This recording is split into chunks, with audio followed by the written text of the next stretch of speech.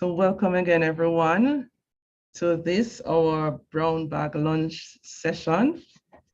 We have about 28 persons already logged in. I'm expecting more to join in as we continue.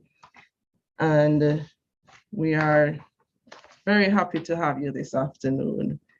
So it really gives me great pleasure to welcome you to this, our digital brown bag session. So unfortunately, we can't beam some lunch to you, but we do have a great session lined up, one in which will leave you inspired, educated, and that will make any meal that you're having a little more palatable. So here at the JPC, we have been using these digital means on a quarterly basis to educate our stakeholders on various topics of interest and of value, especially since the onset of the pandemic. And we have found this to be very effective and in helping us to fulfill the mandate of helping Jamaica to be more productive. So we really value you taking your time, your lunchtime, to be here today, and hope that you will interact, utilize the chat, ask questions, and get some way forward to help you with whatever pain point that you are going through at this time. Now, today you're in for a treat. We're delving into the area of supply chain management. And this is of particular importance with all the disruptions that have been happening in the space of logistics. And it affects everyone. It affects our lead times, it affects higher freight costs, and it significantly impacts how we do business. So today's topic, we'll be discussing lead time and profitability, what everyone in business should know. And here with us to unpack this topic is Hilbert Robinson, a man of the soil. Hilbert is a lean practitioner for a leading manufacturer of testing equipment and devices. He's also the country director for Theory of Constraints for Education in Jamaica. Prior to joining his current employer, he was a consultant with Goldratt Consulting. So those of us who, let me grab it, would have read or heard of this book, The Goal, right? Best-selling novel that introduces the theory of constraints. You will know of Goldratt Consulting. So he has worked with them in the past, also worked with Vector Strategies, Resource Recycling Inc. He's also held continuous improvement and leadership positions at Delta Airlines and Boeing Company. He's a certified theory of constraints practitioner and has 20 plus years experience in performance improvement, project management, lean manufacturing, and industrial engineering in the US and internationally. Mr. Robinson started his career as a marine engineer at CMU before migrating to the United States. So I met Hilbert in the cyber world during COVID. So this is his first time back to Jamaica in years. And though his trip to Jamaica wasn't one that is pleasant, because he came for a funeral, he decided that he needed to do something, to find ways to give back and to share. So he's with us today. So while he could be having some fish and bami or jerk chicken somewhere, he's here with us. So without much further ado, everybody grab your brown bag with whatever is in it. And I welcome Hilbert. Hilbert, we await your presentation.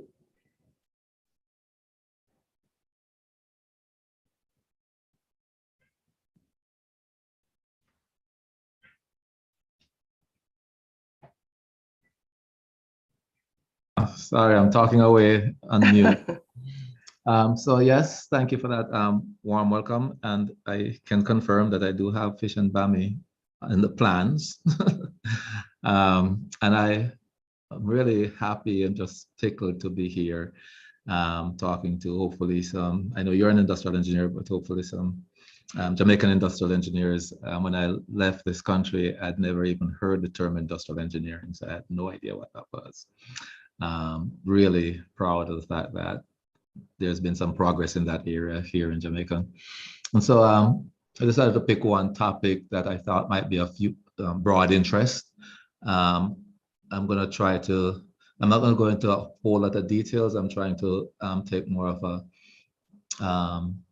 overview to this topic, but I think there's some important concepts here that I can highlight for the audience, and I'm looking forward to some interaction with the audience.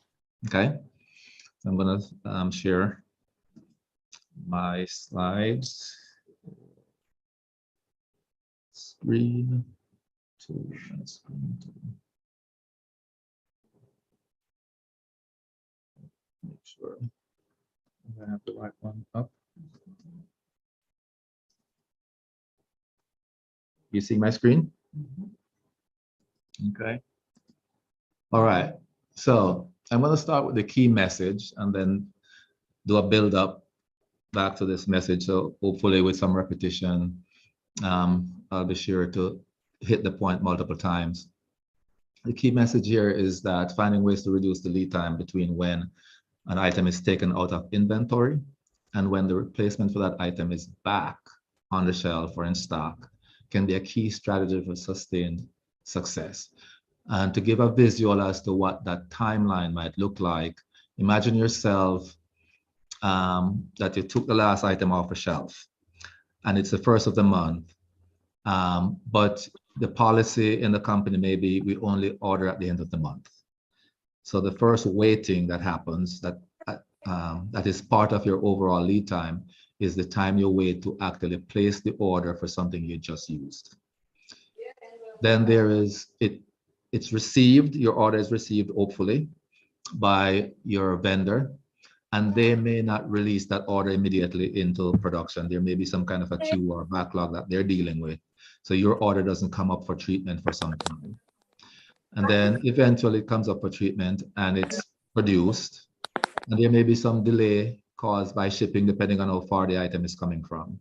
In our case in Jamaica, I imagine that a lot of the things we consume are coming from overseas somewhere. Then there is the situation where it arrives on the island, but it's not available to you. There's some additional lead time consumed there. And then there is receiving it on your premises. And then there may be 1, 2, 3, 5 days additional delay before it goes through the actual receiving process and is removed from the packaging and put on display. So whatever your particular supply chain looks like, be aware that there are various points in the process where your order is not making progress. Studies show that the amount of time in the supply chain can be as low as 1% and typically not more than 10% of actual movement time. The rest of the time it's just sitting around waiting, okay? Typically in somebody's, the order is sitting in somebody's in basket. Okay, so question for you, is inventory good or bad? And I can just hear the answer. Well, it depends, right? Working capital is the money needed to keep the business working, and you don't want to have too much invested, but you don't want to have too little invested either. So that brings a question, what's the right amount of working capital? We'll come back to that. Inventory can represent a significant component of working capital. Now for you, speaking about inventory, is it an asset or a liability? There are at least a couple of answers to this. Anybody want to put in the chat what they think the answer is? Okay, we'll keep moving. I hope you'll give me your answer. Could you repeat the question once more, Hilbert? So that inventory. If you have inventory in your position, where does it end up in your mind? Does it end up among the assets on your books or among the liabilities on your books? There's a technical correct answer, but there's also a philosophical answer as well. I see someone provided an answer. Asset, okay. A few people said asset, okay. So that's the technical answer, right? And certainly if you're speaking to a loans officer, you want them to believe you actually have something they can give you a loan against, right? However, if this inventory isn't moving, Say, for example, you bought it, but now you can't sell it. How much of an asset is it? Right. I want to get into that a little bit more in the rest of the slides here. Studies show that many companies have too much slow-moving inventory, which is money tied up, and not enough of their fast movers because they can't afford to buy it. So think about it. I spent money on the stuff that's not moving, so I can't spend money on the stuff that's moving. How painful is that? Right? So if you have the wrong inventory, it's really, I'm hard pressed to consider that an asset. Okay.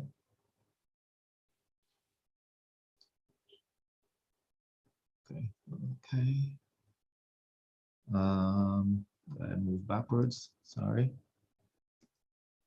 My keyboard here is being a little sticky.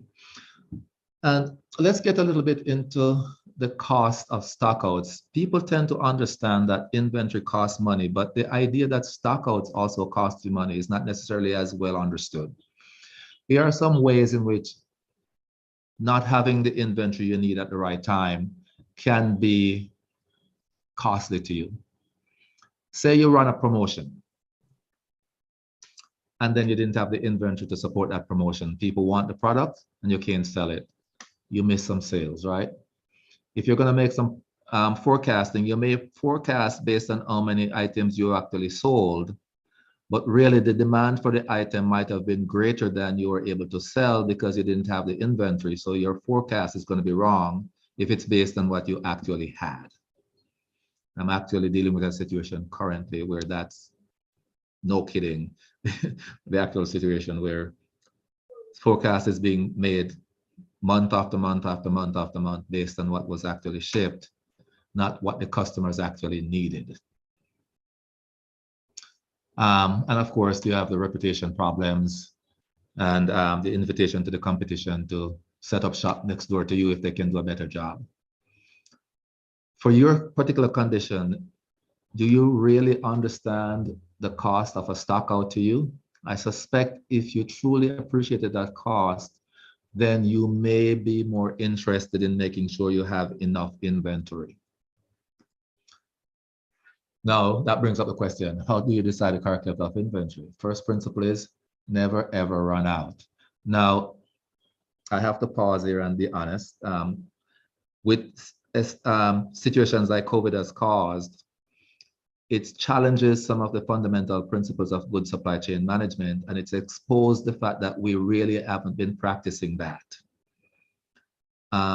I will agree with you that no amount of planning would have necessarily completely avoided the downsides of COVID has had on us, but it certainly has had one good upside, and that is to create more of an interest in the science behind good supply chain management.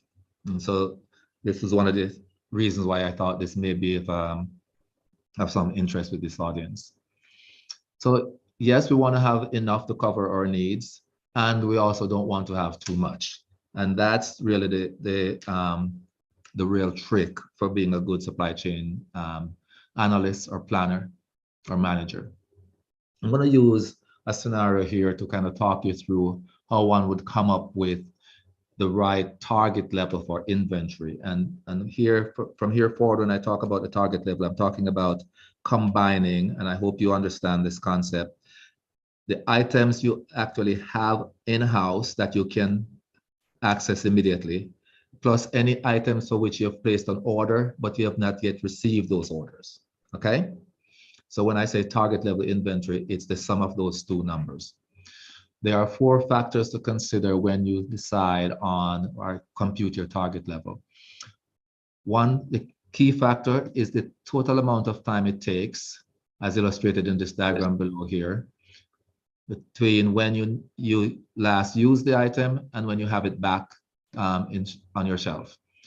Then you want to know how much of the items you're being consumed on a daily basis, and all the units here will be in days.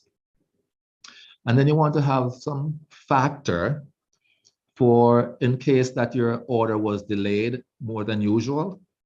And you also want to have some factor in case your demand, your customers are having are enjoying your product a little bit more than usual and are having a higher demand for your product, sometimes maybe even just from a seasonality factor. Okay, so just bear in mind those 4 factors, and then we'll apply them in an example.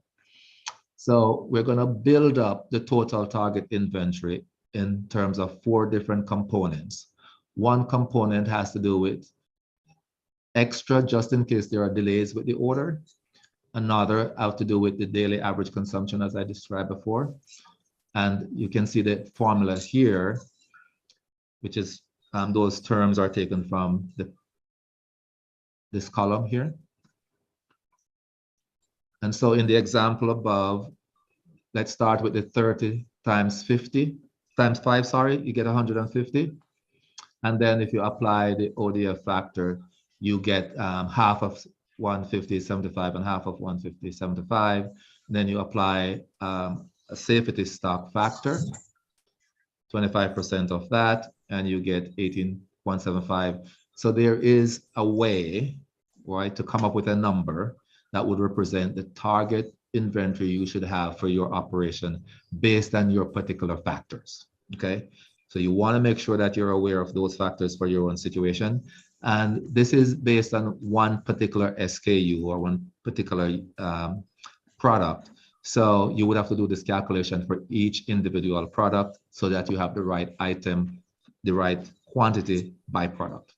Okay, this is another way to represent the same information in a graph form to get to the total, but I want you to appreciate the contribution to each component of the total by the consumption amount, so that if consumption should go up, your target inventory should go up. Okay, so think about that. If suddenly your product becomes more popular, then you want to be holding more inventory in your total system. So there has to be a connection between how well the product is selling and how much you're carrying. In addition, also, your lead time. If your lead time goes up, then you have to carry more inventory. And this is the main relationship I want to stress. So there are practices in our daily lives that extend or, on the other hand, shorten lead time, and they have a direct effect on your inventory level and therefore your working capital. Roger? Right. Yes? So the first thing, you haven't meet. I'm sorry. I guess that wasn't for me.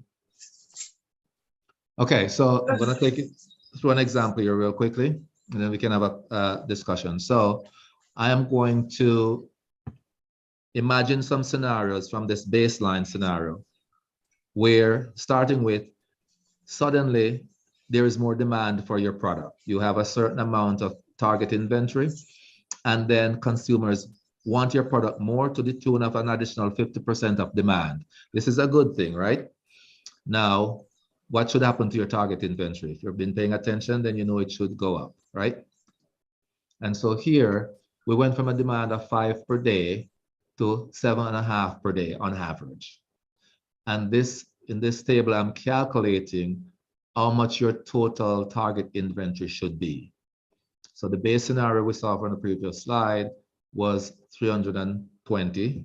And just because your demand went up by 50%, your target inventory should have gone up by 50%.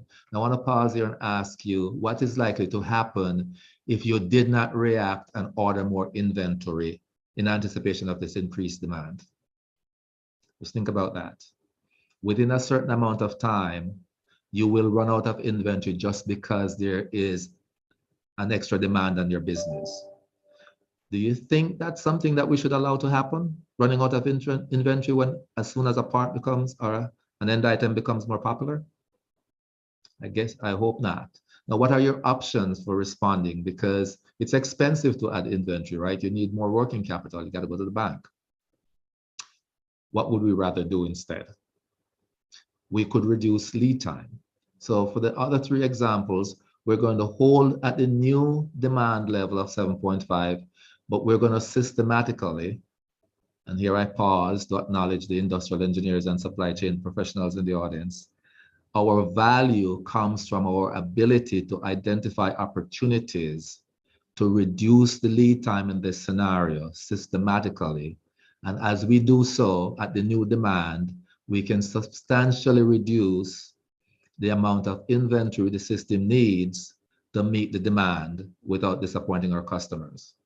As we reduce the lead time, we further reduce the overall inventory, target inventory, even to the point where we're below what we originally started with. See that? I was pretty impressed when this was explained to me. I hope you're appreciating it too. And if you're a business owner, even more so.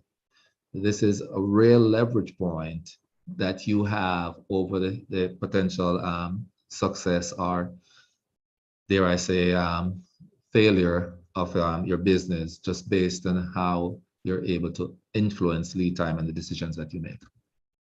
This is another way of looking at the same picture in terms of a graph. And this kind of diagram is something that one should have available across the business, at least at a product family level, so that you understand the impact of lead time on a day-for-day basis and how much working capital you need to support your level of business.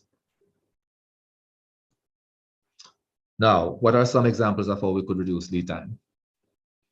Vendor managed inventory has been a popular method, and this, I hope you can see why it is such an important thing. I can go into that some more if you don't understand what vendor managed inventory is. Centralized distribution and replenishment strategies. This has to do with where do you choose to locate your warehouses and how do you use your warehouses to feed retail outlets. How often do you replenish? I want to go into this just a little bit more. There's a temptation to order in large batches, and MOQ stands for minimum order quantities. Sometimes you can get significant lucrative discounts by the quantity you order. However, that goes directly against your ability to reduce the amount of inventory you're carrying. So this is a real conundrum for businesses. In my opinion, I would rather make the sale than save on the inventory cost. But that's a big decision that you have to make as a business. And most times your accountants will not look kindly at such a decision. They tend to look more favorably on the ability to get a discount by buying in large batches. But too often organizations are stuck with inventory they don't need because they got it at a discount. Don't allow yourself to fall into that trap if you can avoid it.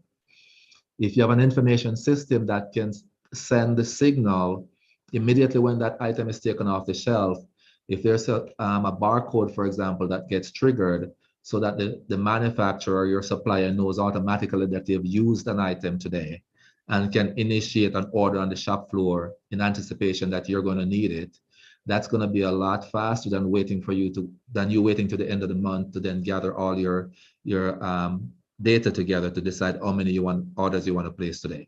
Okay, so modern information systems can help us to reduce that lead time. Material handling losses, if there's any kind of a spoilage, those things subtract from how much inventory you have available and therefore requires that you order more. Automating some of these processes as well, especially if they're in conjunction with centralized distribution facilities, can further reduce the lead time. There are other practices like direct drop shipments, cross docking, and of course, anything we can do to speed up transactions at points of entry into the country, significantly reduce the amount of tied up cash. If I think about all the stuff I see sitting on the wharves, and I think of how much money is tied up there, it makes me sad, because that's one of the slowest moving parts of our supply chain. So, in a nutshell, I've just breezed through some concepts for you, and I've touched, I believe, on each of these bullets, even if just slightly. I didn't want to go too much into some of the philosophical aspects, You can get into details and it might not be relevant to everyone in the audience. So I wanted to just pause here and turn it over to the host for Well, Hilbert, thank you for that presentation. You certainly packed a powerful punch in that short time, and you did breeze over some things. I know that we may have some questions in the audience. So if there is somebody that has a particular question about what has been presented so far, or has an issue that they are presently dealing with, a real life scenario that they would like to share, can you raise your hands so that we can unmute you and have you have dialogue at this point? Let me see. Any questions so far?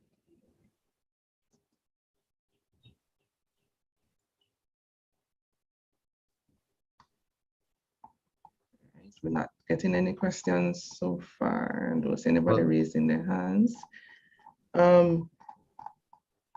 In terms of Hilbert, what you mentioned in terms of making the sale versus, reducing on cost of inventory. So I know, as you rightly said, our inclination definitely is, if we're buying big quantities, to reduce our cost of purchase. But here you're positing that we should really look into reducing that inventory and make the sale. Can't we have both? Yes, you dial right into the business of solving this problem, right? The goal of solving this problem is having the right amount of inventory for that current level of business. And so you have to set some parameters. For example, when I said the first rule is, that's a strategic decision.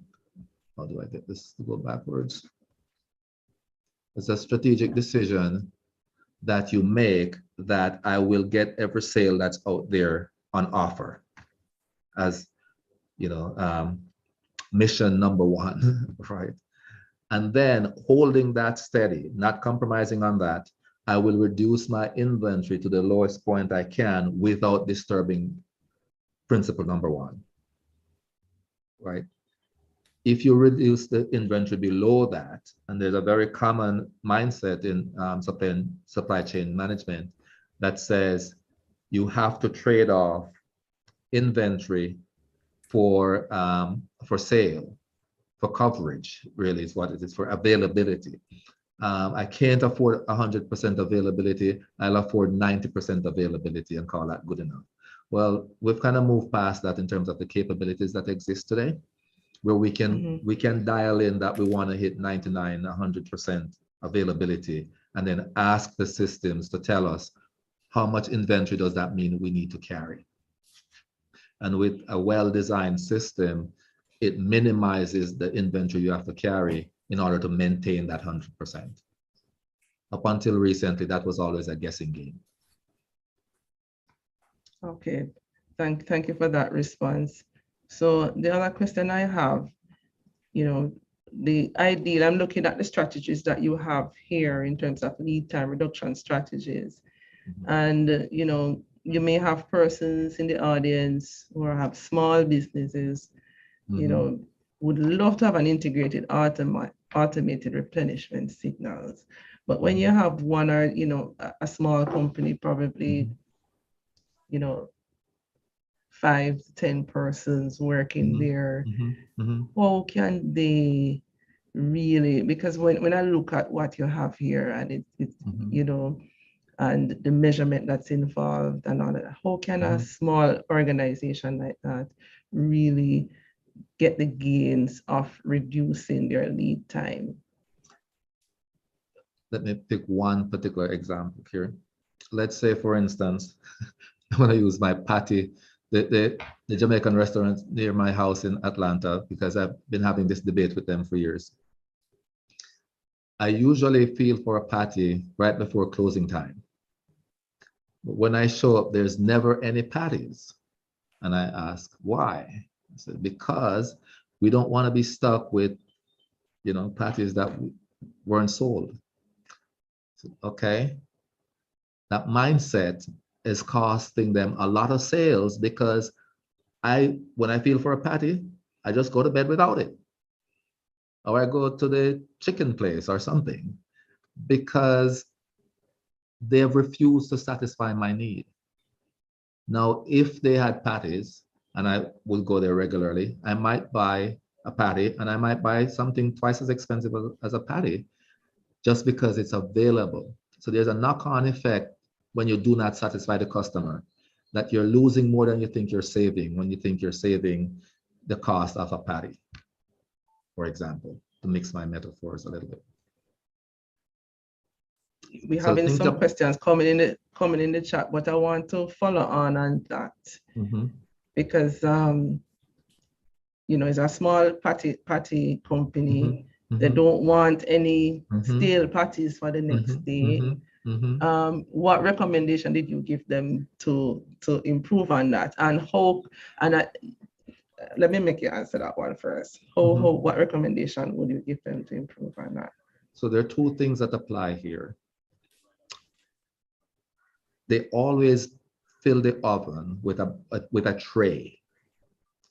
And so if they only sell one out of the tray, let's say it's a dozen, I don't know, then they would have lost 11.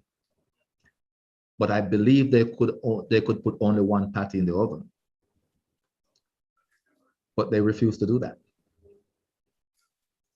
So this is the concept in lean of small batches, right? Just make the batch for the need at hand, and then you won't have any spoilage. Right?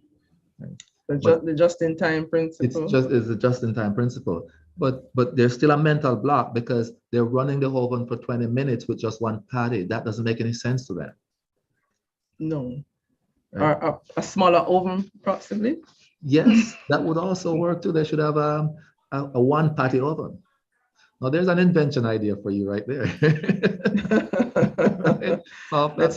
Let's patent that.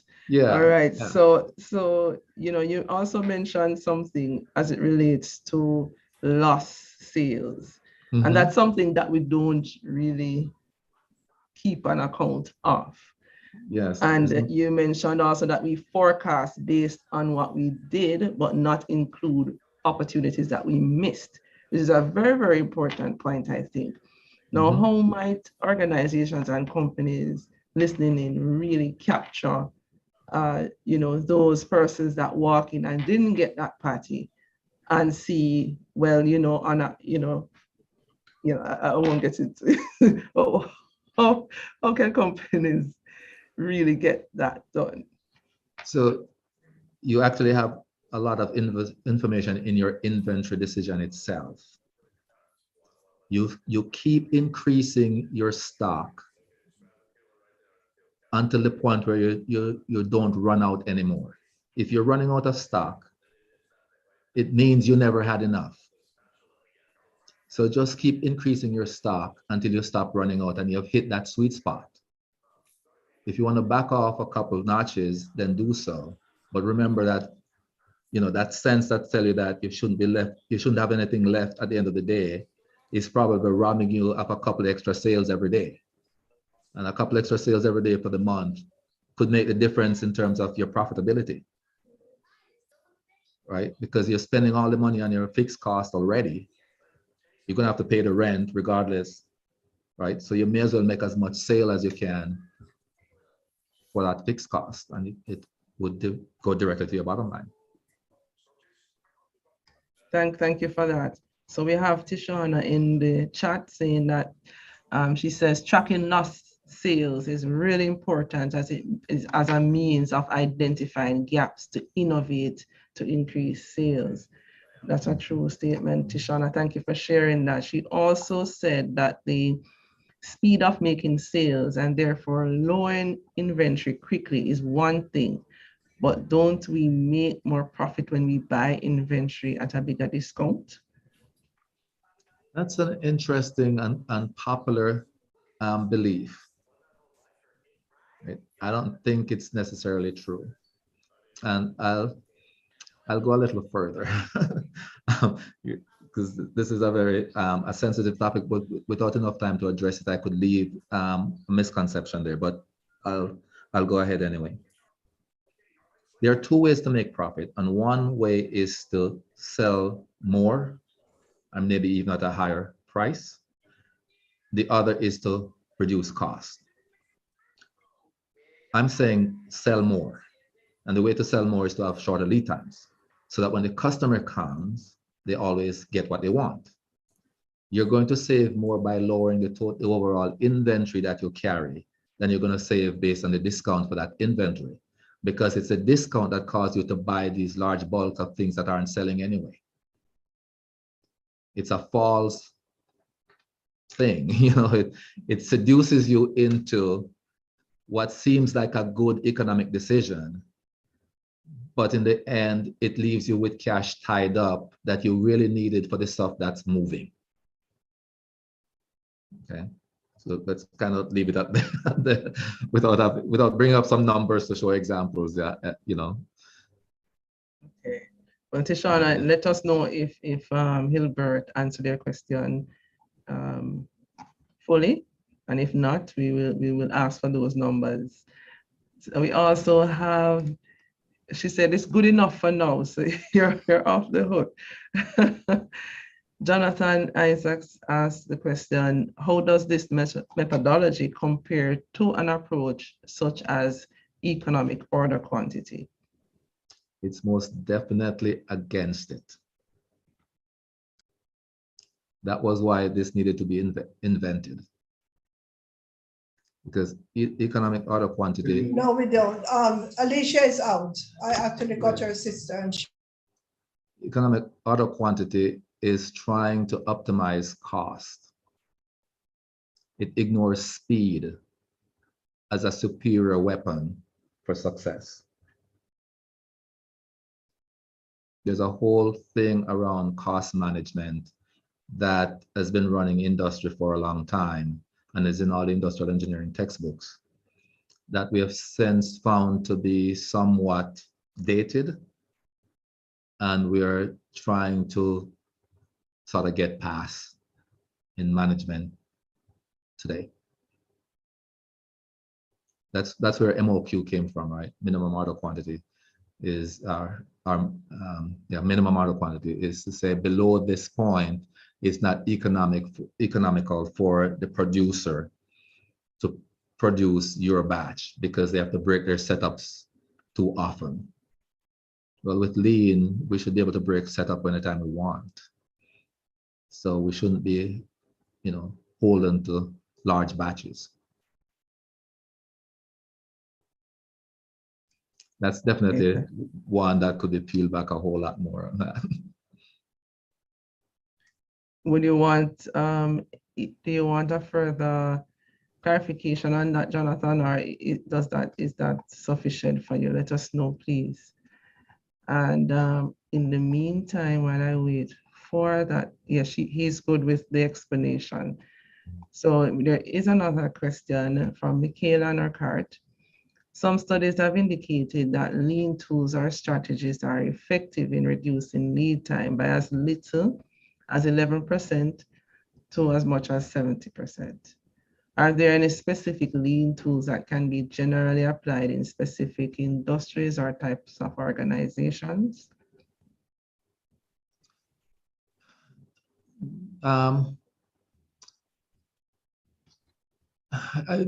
I struggle to think of a lean tool or approach that's industry specific. At the same time, I want to acknowledge that when you change domain, and here I'm thinking of the production floor as one domain, the manufacturing type setting where these tools were initially invented, and you change into a different domain, let's say, for example, hospitals, or an engineering office, or in developing software, there is a need to They rebrand them, yes, but that's not what I really want to talk about. To reconceptualize how the tools and principles are applied in order to get the same kind of benefits from them, there's a certain amount of translation required. And you may see these translations being branded as something completely new or different. But essentially, the core principles are transferable, domain to domain, some translation needed, and sometimes not. Is there a particular industry that is of interest to her? Michaelan, is there an industry of interest to you?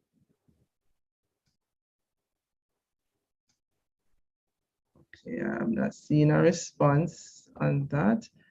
Agro-processing is a response. Yeah, so I would characterize that environment in terms of what makes it unique is that the products are perishable. And so there is a particular time sensitivity. However, it's very similar to other process type industries. Now, depending on what kind of produces we're talking about here, whether it's something that's more like a fluid or something that's more discrete that you can count, in the dozens or the hundreds, there may be some variation in techniques or different industries you could look to copy, specifically for agro industry, but it's very applicable.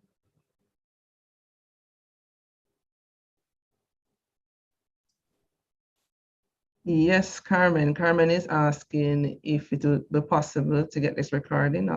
Yes, you will. It also will be on our YouTube channel. It's being streamed live and it will be saved there as well. So yes, it will be available. And to everyone listening in, if you have any questions, please type in the chat. There's also a feedback form that's there. So if you need further information, even beyond what is discussed here, please mention it in the feedback form. We'll contact you. We'll get back to you with anything that may help you to move forward. You're welcome, Carmen. The other question that I have, if, for example, an organization doesn't have industrial engineers on hand to outline their entire value stream, a small business owner, for example, how are they able to like look at the opportunities for the reduction? You showed a very interesting chart earlier in terms of scenarios to get the inventory down to the point where you can even meet the targets in a shorter time period, meet the demands, and lower your inventory, right? What's a simple way that persons can really map out and see where those areas and opportunities lie in their own situation? So, permit me to take a detour a little bit. I started as a marine engineer, and when I was at sea, I found myself often being very frustrated at whomever it was that designed that ship that I was on, because there was not a lot of consideration given to how would it be maintained, right? And I was that junior person who got sent into all these corners that are very difficult to reach to try to repair equipment. And so when I learned about what industrial engineers do, it made sense to me, because my interpretation is we pick up where other people leave off in terms of improving things.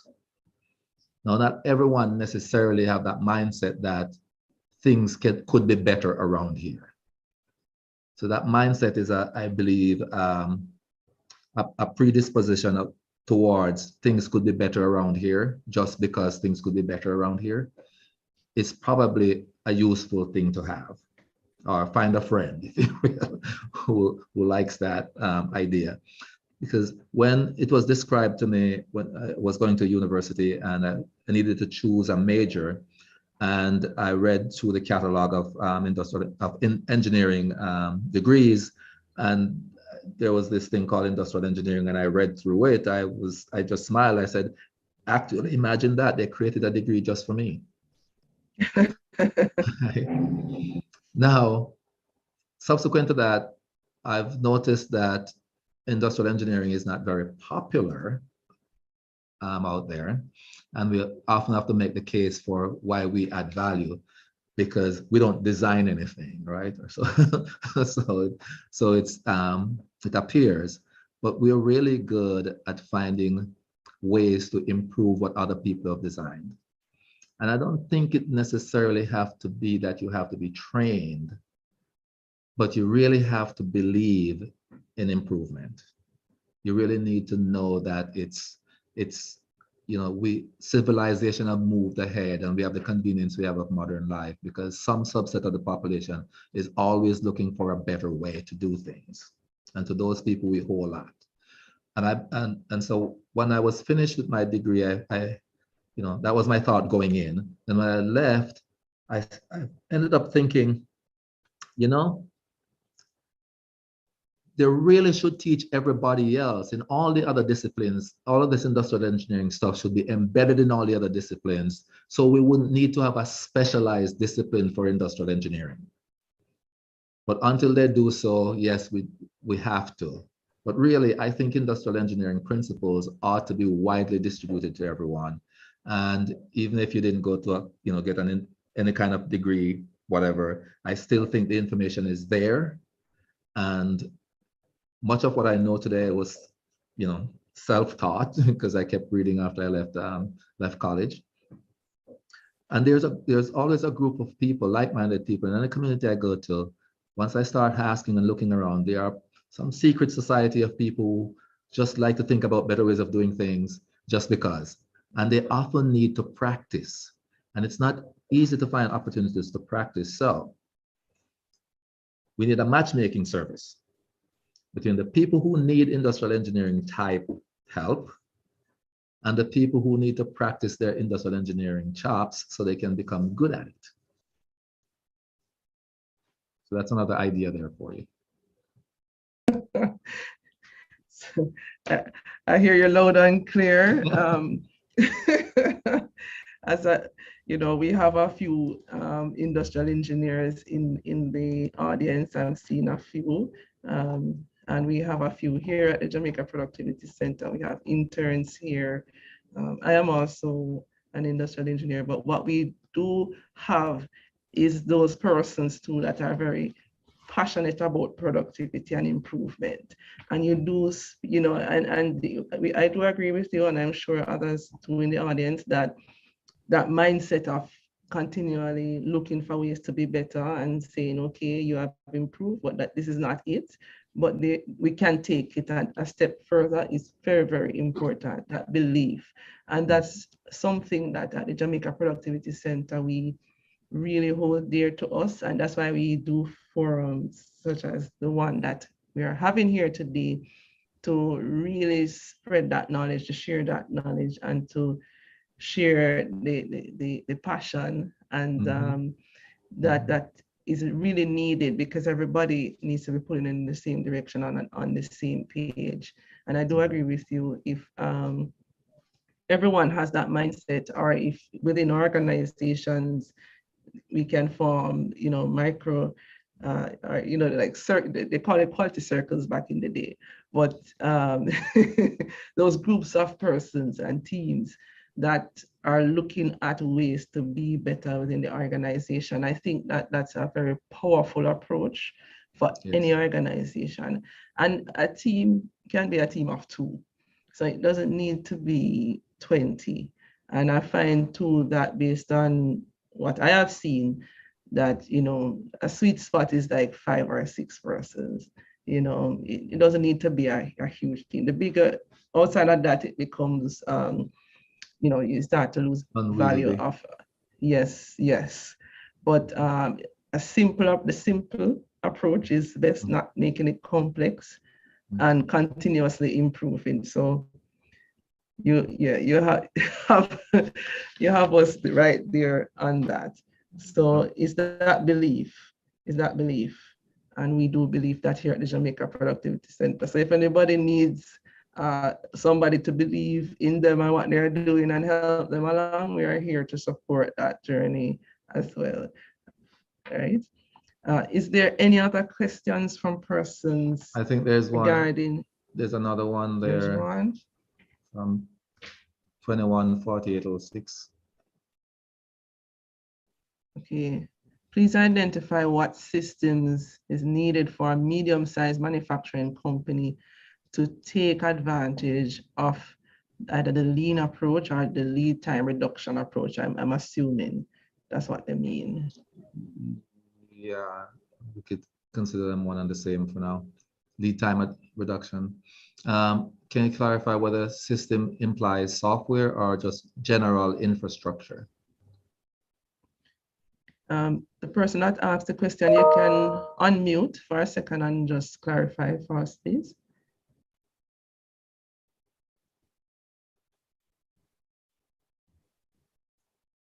Or type it in. Is it an electronic system? Both.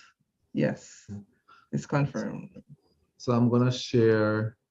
I'm going to try to share, unshare, and then share again.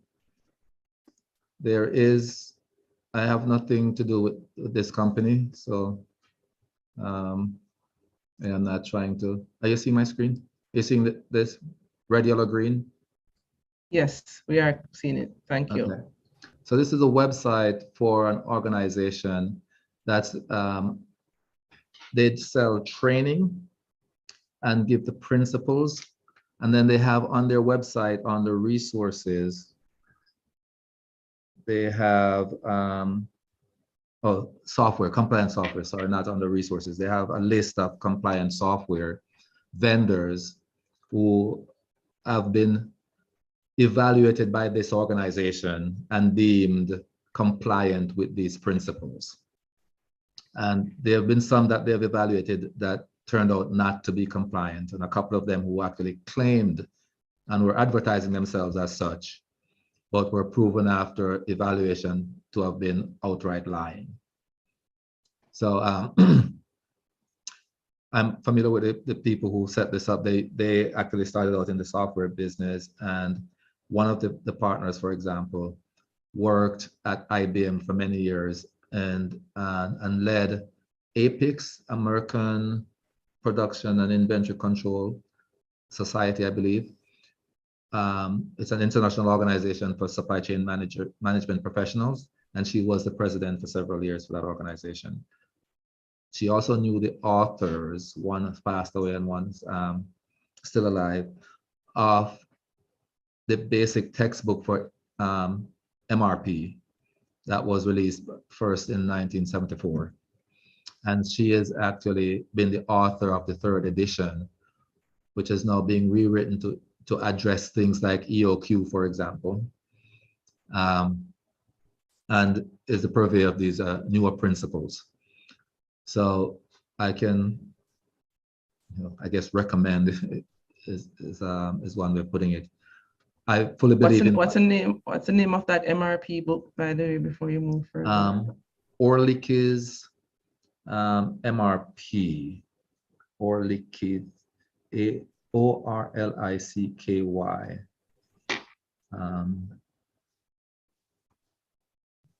Okay. I think they have a list of books on this website as well. I'm not sure. Oh, maybe under education. Are you seeing books on the list here? No, not seeing it, but just to not to deviate you from that, but to answer the question. So you spoke about the systems in terms of software systems, but what other approach? So having a function in the organization responsible for supply chain management and having a function in the organization responsible for continuous improvement. And sometimes if it's small enough, they are one and the same, is part of your infrastructure. And for that infrastructure to be effective, there's some basic education that I would recommend that one gets. A certification. I know that CMU has a supply chain management course, not necessarily the material that I just went through, but it can't hurt to have some of the basics under your belt. And then you can from there go off and do your own research about what enhancements might not have been covered in a basic course. And of course, that will inform your needs for software. Often, the in-house software systems you already have can be modified to incorporate some of these principles, even if they didn't come off the shelf with those capabilities.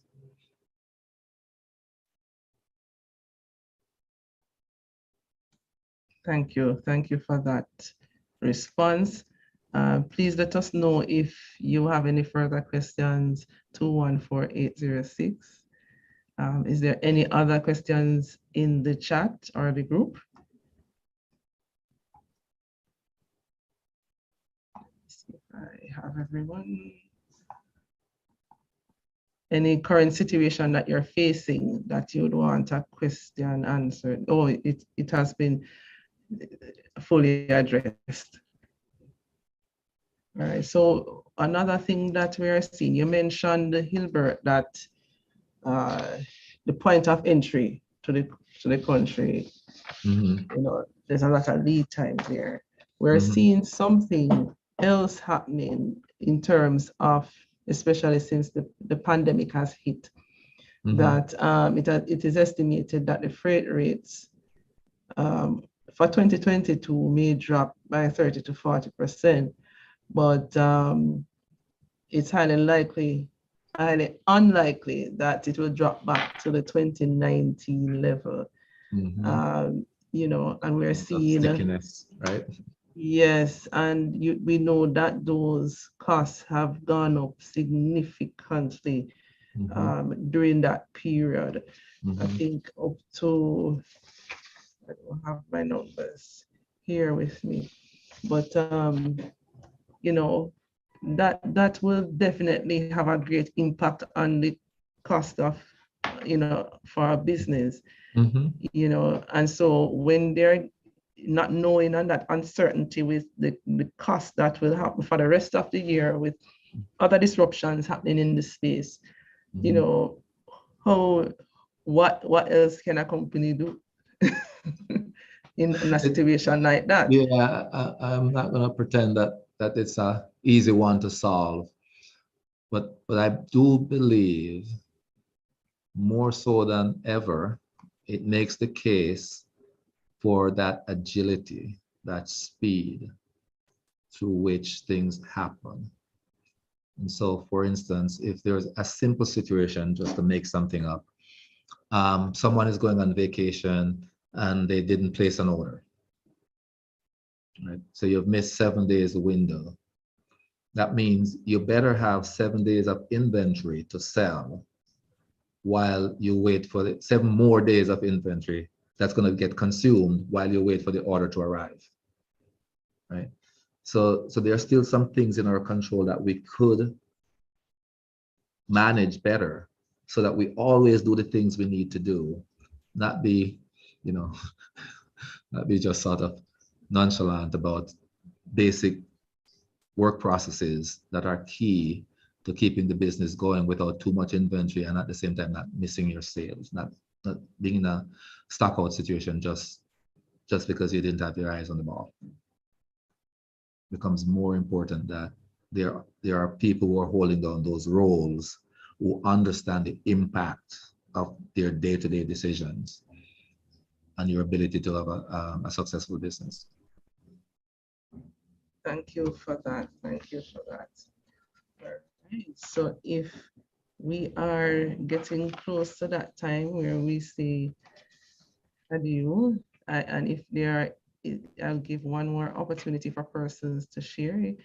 If you have any questions. If not, we have our form there. We're asking you to really leave a feedback for us so we know how well or where we can improve. We are undergoing ISO certification here at the center, and so your feedback is something that we do value, and we want to know if we need to get that one burner patty oven there ready for you, right? So tell us also what else you would want to hear next time, and if we found this useful.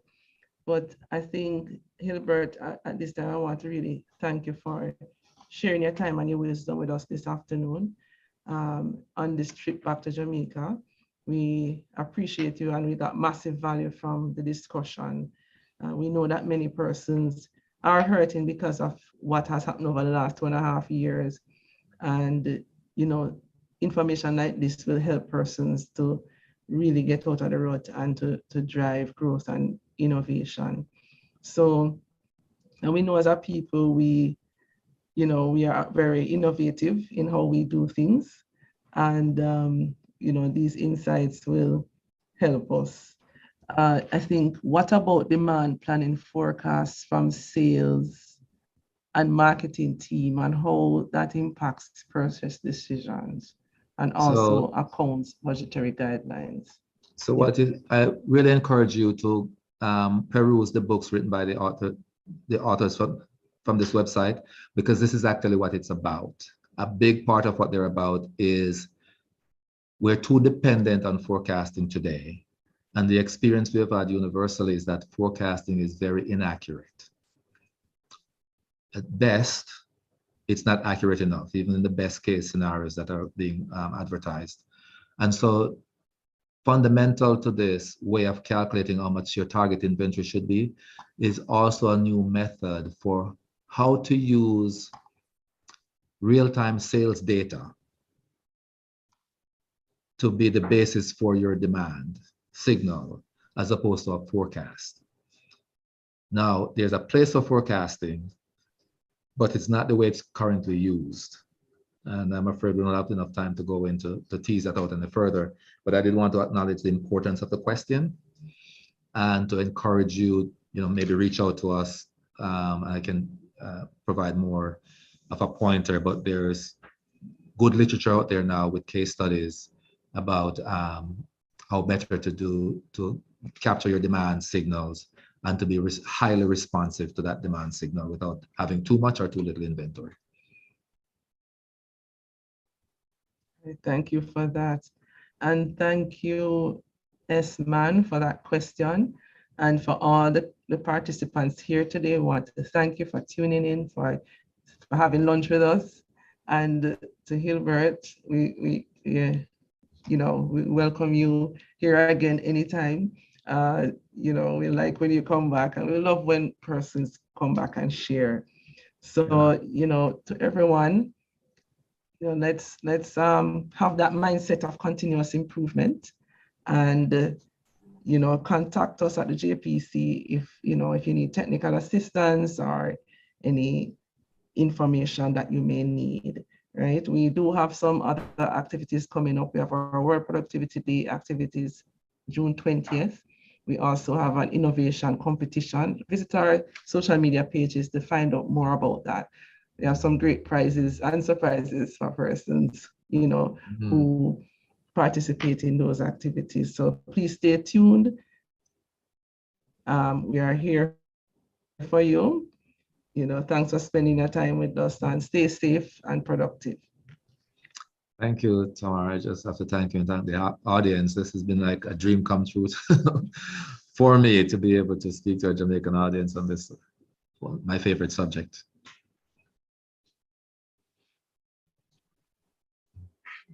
All right.